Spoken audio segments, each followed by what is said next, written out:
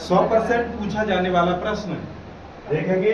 x plus 1/x equal to देखना 10/3 को हल कीजिए। देखना इसका एलसीएम लेंगे तो x रहेगा, एक का इसमें भाग देंगे, देखना एक का भाग देंगे तो x बार जाएगा, x का गुणा करेंगे तो x स्क्वायर प्लस x का इसमें भाग देंगे तो वो एक बार जाएगा, एक बार जाएगा तो एक का गुणा एक में करेंगे तो एक हो जाएगा इक्वल टू देखना 10/3।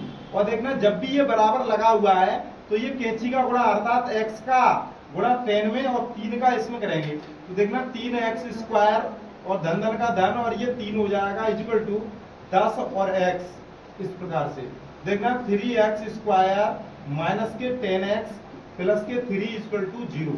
तो देखना अब ये गुणनखंड कैसे करेंगे। देखना x स्क्वायर के मल्टीप्लिकेशन में कितना है तो ये 3 है और इसका गुणा सबसे पहले देखना जो अचर पद है उसमें करेंगे, 3 का गुणा 3 में करेंगे तो ये कितने हो जाएंगे 9। ऐसी दो संख्या पता कीजिए जिनका गुणनफल 9 हो जाए और जोड़ने पर हमारा कितना हो जाए देखना 10।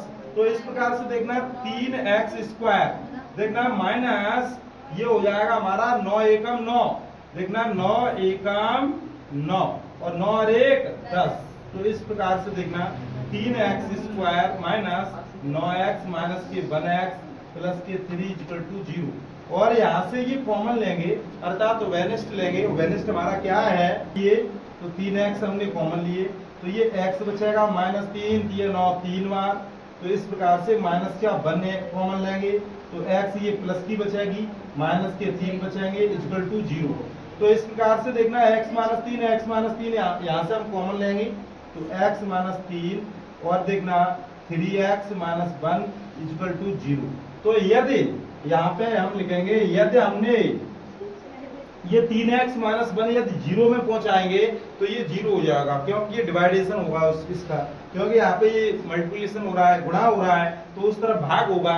तो देखना ये भाग होगा तो ये 0 हो जाएगा तो हमारा क्या बचेगा x - 3 इक्वल टू 0। तो x का मान निकल के आ जाएगा 3। तो इसी प्रकार से देखेंगे, इसी प्रकार से 3x माइनस 1 इक्वल टू 0 तो 3x इक्वल टू 1 उस तरफ जाएगा तो 1 प्लस का हो जाएगा, x का मान 1/3 हो जाएगा। इस प्रकार से x के दो मान निकलेंगे। जैसे सत्यता की जांच यदि करना हो, देखना सत्यता की जांच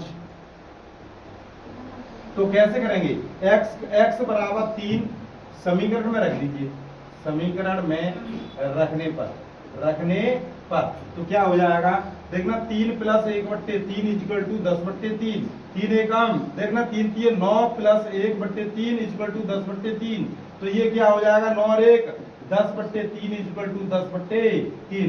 तो इस प्रकार से ये हमारा प्रश्न का जवाब जो है वो बिल्कुल सही जवाब है। यदि आपको ये समझ में आया हो तो वीडियो को शेयर करें और लाइक करें, सब्सक्राइब करें। धन्यवाद।